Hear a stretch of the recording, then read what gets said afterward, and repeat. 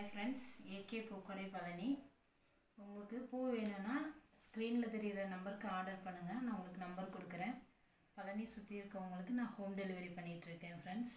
இப்போ வந்து நம்ம கனகாமரம் எப்படி கட்டுறதுன்னு பார்க்கலாம்.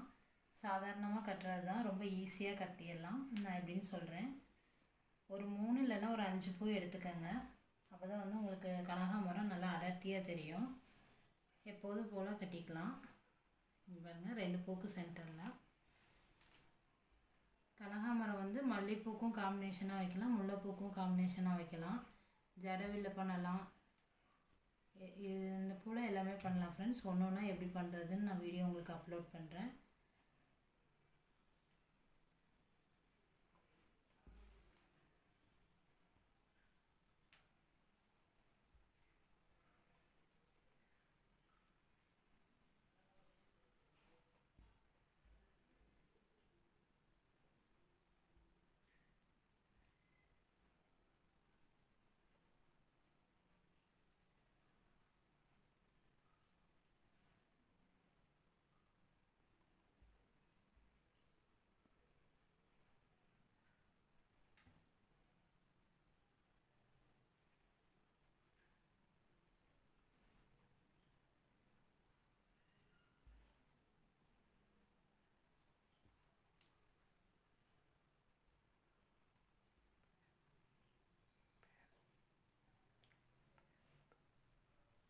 பாருங்கள், வந்து சாதாரணமாக தான் கட்டியிருக்கேன். ஆனால் உங்களுக்கு நல்லா கொஞ்சம் அடர்த்தியாகவே தெரியும். ஏன்னா நம்ம 4 பூ 5 பூ இப்படி வைக்கும் போது நல்லா அடர்த்தியாகவே தெரியும்.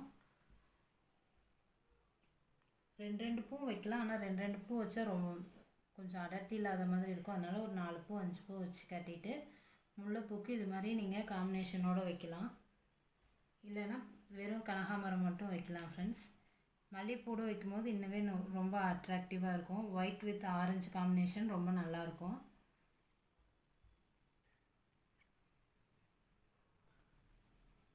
நம்மளுக்கு எப்படி தோணுதோ முல்லைப்பூ கூட இதே முல்லைப்பூ ப்ளைனாக இல்லாமல் ஒரு 4-5 சரம் கட்டிட்டு அதுக்கப்புறம் கனகாமரமும் வச்சு கட்டலாம். அந்த வீடியோ ஏற்கனவே நான் அப்லோட் பண்ணியிருக்கேன்.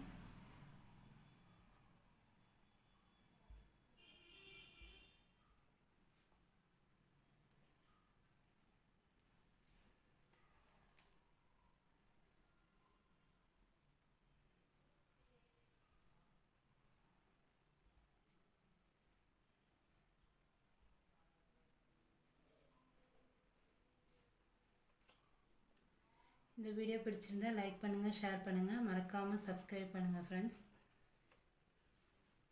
இந்த பூவை நம்ம இது மாதிரி காம்பினேஷன்லேயும் வைக்கலாம்.